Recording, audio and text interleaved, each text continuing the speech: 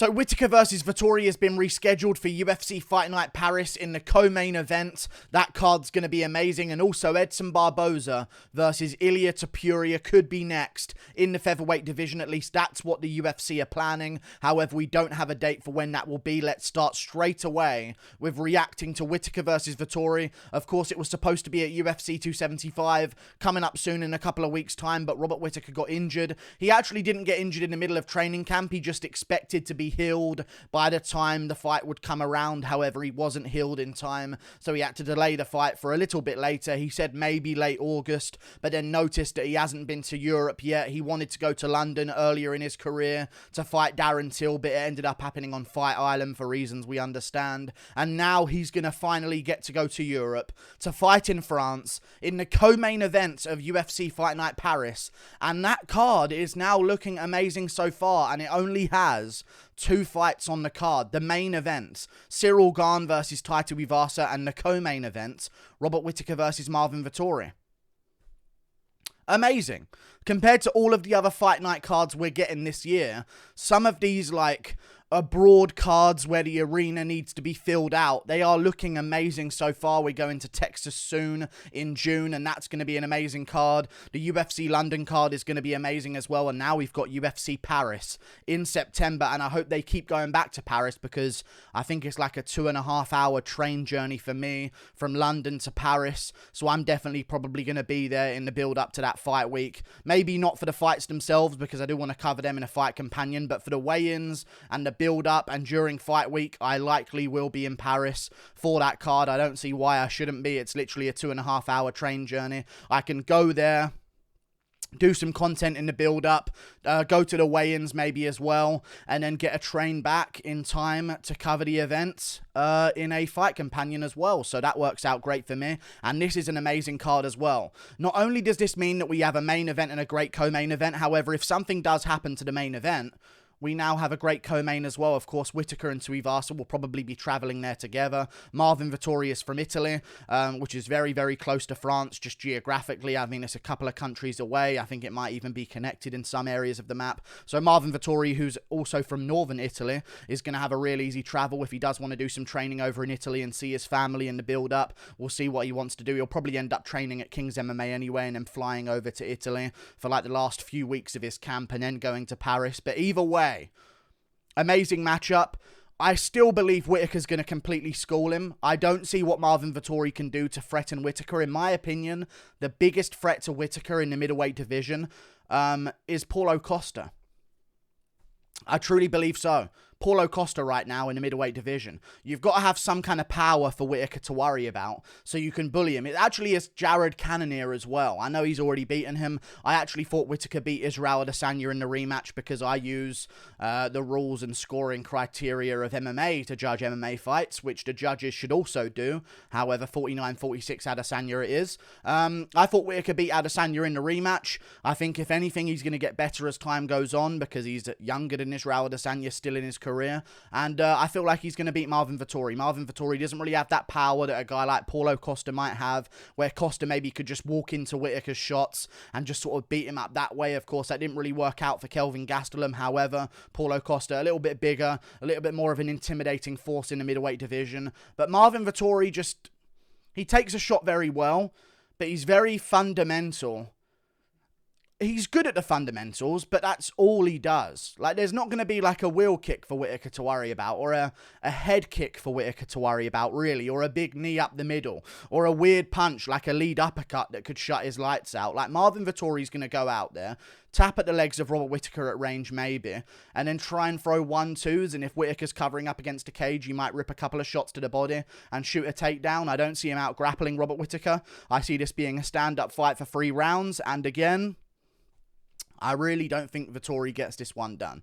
I don't think he can out-grapple Robert Whittaker, and I definitely don't see him out-1-2ing Whittaker at range on the feet. So I'm definitely going to go with Robert Whittaker there, but that card is looking amazing. We don't really have many other French talents in the UFC. I mean, there are some of them, so I think this is going to be a card where they might bring in some regional fighters. I don't know if you guys know Saladin Parnassi. I think he's like 18-1 on the regional scene. He's the KSW world champion. He redeemed his only loss, which was kind of a fluke loss as well. He got hit with like a spinning forearm that KO'd him on his temple. Came back, beat that guy in a rematch. He's now on a win streak as well. A very young guy, 24 years of age, 19-1, 18-1, some record like that. He's amazing, and I feel like he's probably going to debut on that card. We've also got Manon Fiorot.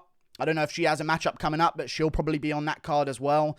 It could be really good in Paris, and I'm glad they have Whittaker versus Vettori to back up that event, bring some Italian fans over to Paris as well, so they could help fill out the arena, and really looking forward to that matchup. Maybe we can have some UK guys that couldn't quite fit on the England card coming over to Paris, because it's a really easy journey. As I said, London to Paris, 2.5 hour train journey, underwater, under the British Channel. So I'm really looking forward to this event. Amazing news. And let's move on to the other fight that got announced, which is Edson Barboza versus Ilia Topuria.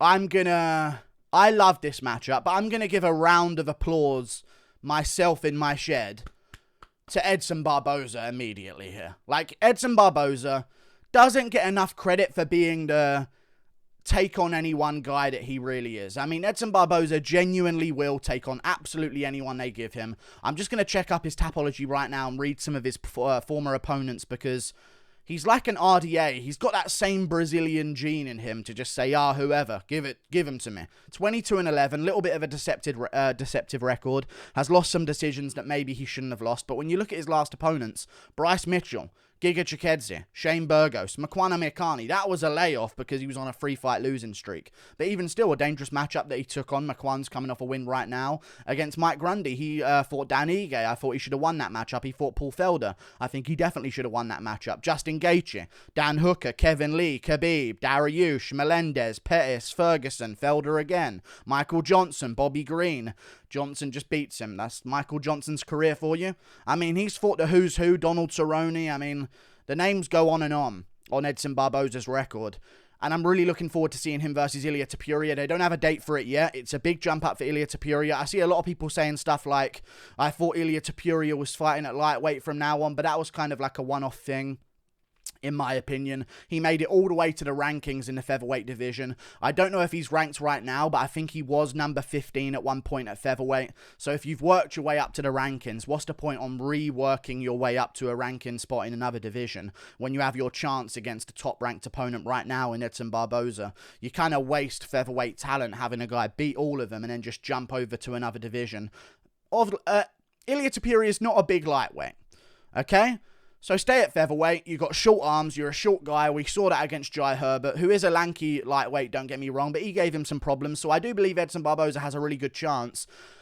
I just don't know about his chin, because Ilia Topuria is a juggernaut, and Barboza hardly has big power. Now, he does have the ability to, of course, kick the hell out of you and will kick you out cold and stuff like that. But when it comes to just trading in the pocket with his hands, he doesn't really seem to have that kind of power that's going to shut your lights out. So I think if Ilia Topuria and him get into a war, I'll definitely trust Ilia Topuria to come out on top. But when do we make this fight happen is the big question. And I feel as though if they're looking at making it now, if you want to make sure that the July 30th card is a great card, you could put this as the headliner of the prelims. That means if anything happens to any fight on the main card, you have a replacement main card of a pay-per-view worthy matchup in Ilia Topuria versus Edson Barboza.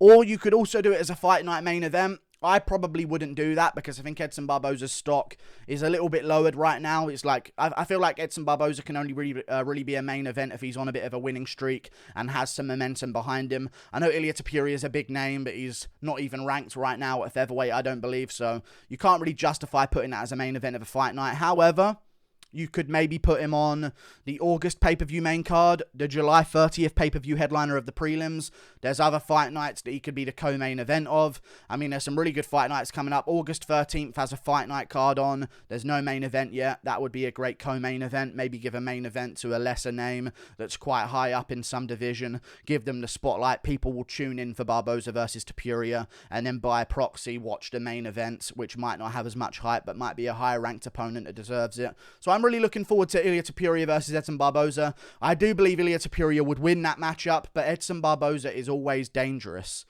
So you can never really trust a prospect to beat him. But they seem to always do it. And also, the game plan's kind of been written at this point. Ilia Topuria can grapple very well. I know a lot of people know him for his stand-up after that last KO win, but he also is really good on the ground. He can take a guy to the ground, work his submissions, has a lot of submission wins in his career, dash chokes and stuff like that, rear naked chokes. He's very good on the ground as well. I think he can implement that as part of his game plan. And anyone who has options like that against Edson Barboza, first of all, you make him timid on the feet because you've got the power in your hands like Ilia Topuria has. And also, you make him timid to throw kicks because you kind of want to take him down. And he knows you can take him down. And he knows that you want to take him down. And also, he's just come off a fight against Bryce Mitchell where he got held down. The worst he's ever been held down in his career, actually. Bryce Mitchell doesn't get enough credit for that because Khabib Nurmagomedov, in some areas, struggled to keep Edson Barboza down on the ground and settled against a cage to punch him up. I know it's maybe not the same Edson Barboza, I believe, at the ripe old age of 37 or something along those lines. I'll just check that. He's 36, turned that in January, so next year he'll be 37, but either way, I feel like it's not the same Edson Barboza. Bryce Mitchell was able to drop him on the feet. I think Ilia Topuria is going to be able to drop him as well. I feel like he's been KO'd against Chikadze, dropped against Mitchell. There might be a little bit of a fear of whether or not his chin is diminishing. He's never had the best of chins anyway in his career. So I do believe that Ilia Topuria gets this one done, and if he does win against Edson Barboza, you're talking top-ranked contenders for Ilia Topuria. I know he doesn't want to fight Giga Chikadze, but I'm kind of sick of that shit. So I kind of, in my opinion, if Chikadze doesn't have a matchup coming up soon, I kind of want to make Ilia Topuria versus Giga Chikadze just to fucking cut this shit out, man. It seems to me, if you're not from America or the UK, there seems to be a real desire not to fight anyone else from your country. Like, if you're from the UK, like Leon Edwards and Darren Till, like itching to get at each other at a UFC London press conference way back when Till was fighting Masvidal, like the UK guys have no problem beefing each other and fighting each other. The American guys have, USA guys, America, the continent, you know what I'm saying? The USA guys, the guys in the US have no problem beefing each other non-stop and fighting each other. What's the deal with these other country guys? Like, oh no, not him. That's like ethnic cleansing of a division. Like, let's cut the shit and start making them fight each other. Ilia Topuria, Giga Chikadze, who knows? UFC Fight Night Georgia. Open up a bit of a market there in the Caucasus region. Let's make that matchup happen. Or there's other matchups that you can make at featherweight with Ilia Topuria, such as maybe if he beats Edson Barboza, he could be next for Bryce Mitchell. Keep him busy in the meantime. I know Arnold Allen might be next for the winner of Cater versus Josh Emmett to get a title shot or something along those lines. He's had a long win streak, but if not, Arnold Allen versus Ilia Topuria is equally a great matchup. I know that Movsar Evloev is taking on Dan Ige. You could sort of try and rebook Evloev versus Topuria if Topuria beats Barboza and Evloev beats Ige. Make that matchup as two top 10 contenders. The winner of that one gets a top 5 opponent. Maybe, who knows, the winner of Yair Rodriguez versus Brian Ortega. I'm really looking forward to the matchups in the featherweight division. And a couple of other fights have been signed, so why not give my thoughts on those while I'm making this video, because little bit of a sparse content day, but I wanted to put something out nevertheless. Carlos Ulberg is fighting Tafon and Chukwi, so I feel as though it's not an easy matchup, but at range and striking, I think Ulberg can win this one. So I'm going to lean his way early on. Tafon does slow down as the fight goes on, and Ulberg at least does have good cardio when he makes it a real slow-paced fight.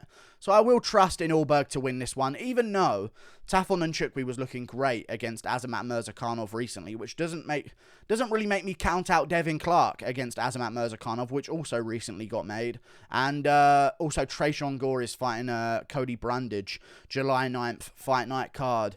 I think Tresean Gore's got that one in the bag, although it is tough again. No pun intended, it's a tough matchup for Tresean Gore. I know he's used to those in his career, but either way, another grappler for Tresean Gore. He didn't really deliver against Brian Battle, so we'll see how that one goes. I'm leaning his direction, though. He's shown good takedown defense. He's a very physically strong guy. I can see him stuffing takedowns early against Brundage, working his way back up to his feet, and then sort of beating up gassed out Cody Brundage in the second and third round, who's failed a bunch of takedowns. Like and subscribe. Thank you for watching the video. Click that button up there. Toodle pip. I'll see you later. Goodbye.